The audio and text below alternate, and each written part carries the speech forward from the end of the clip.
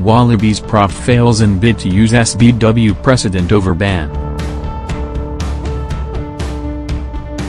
Wallabies prop fails in bid to use SBW precedent over ban.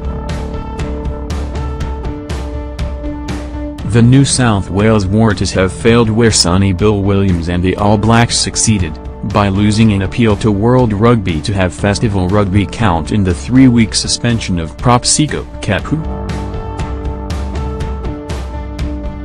A 24-page, 7,305-word World Rugby document on the decision reads like a soap opera and shows how determined the sport is to restore its integrity after a number of questionable loopholes players have taken advantage of in recent years to water down suspensions.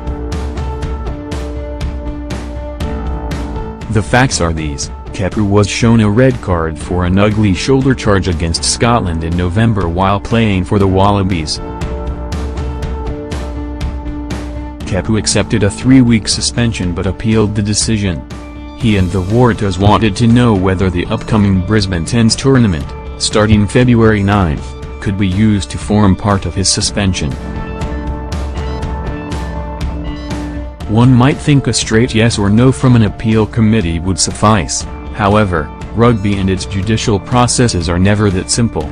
There was a precedent though, which the Waratahs believe potentially influenced the decision. Sonny Bill Williams was initially told a game of 2 40-minute halves against counties Manukau and Taranaki, 2 different clubs, did not constitute a proper match in his suspension last year, also for a shoulder charge while representing the All Blacks. However, the Kiwi successfully appealed the decision, causing outrage and even more so when the final score of the meaningful match turned out to be 106-7. At the time, World Rugby released a statement saying it was surprised by the overturned decision. What is interesting is the mention of Williams' case in Kepa's decision papers. Williams' appeal committee came to the conclusion, the original committee fell into error by ascribing an overly literal meaning to the word match and thereby failing to consider the meaning and application of the word from a common sense, rugby, perspective.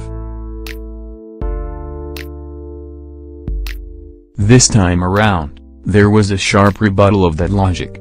With respect, we disagree. A common-sense rugby person would readily say that a match is played between 2 teams, not 3, and over 2 halves, not in 3/3. On that criteria, matches at the Brisbane Tens are played by 2 teams, meaning the Waratahs had a solid argument, right? It's far more complex than that. The Waratahs believe the Williams decision may have had a bearing on Kepu and overall, in the words of one coach, the verdict was disappointing. Essentially, the committee decided Kepu could not use the Tens as a meaningful playing consequence, in other words, a fair dinkum enough game, tournament of footy to be on par with a Test or Super Rugby fixture. Waratahs coach Daryl Gibson was asked to give evidence.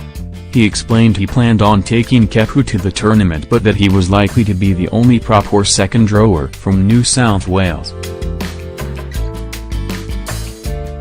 He went on to say Kepu was not expected to play a full 20 minutes in each match.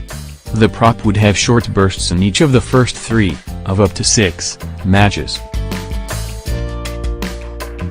Some at SBW believe Gibson's honesty, whilst admirable, may have cost Kepu the chance to come back a game earlier to face the Sharks in Durban.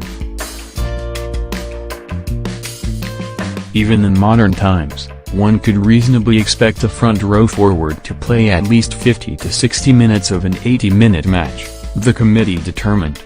Short bursts of about 5 minutes in 3 matches, does not get close to matching that. We therefore concluded that his proposed level of participation as described by Mr. Gibson would not amount to a meaningful playing consequence. The Waratahs want Kepu to play at the Tens, even though he is serving a suspension from meaningful matches. But, according to Rule 17.19.10a, during any period of suspension, the player cannot play the game, or any form thereof. It didn't help either that Kepu had not played tennis-side rugby since 2005. Or the fact he was a prop. He might well be explosive, as he was described, but a tight head prop is not a natural fit for this shortened format of the game. There was also a crucial error in the original tendering of facts that the Wards believe was pivotal in the final decision. In a letter from Rugby Australia's head of integrity, Stephen Schmidhofer, it was stated Kepu played in the 2017 Brisbane Tens. This was incorrect and an apology was made for a genuine error, but it did not go down well with the committee. The evidence about this, as it unfolded before us, was unhappy for the appellant, Kepu. The disciplinary committee was misinformed. Kepu is free to return for the Wards on March 5. He will miss a pre-season match against the Rebels and 2 regular Super Rugby fixtures. It is understood Kepu will fly straight to Argentina from Australia to face the Jaguars in Buenos Aires.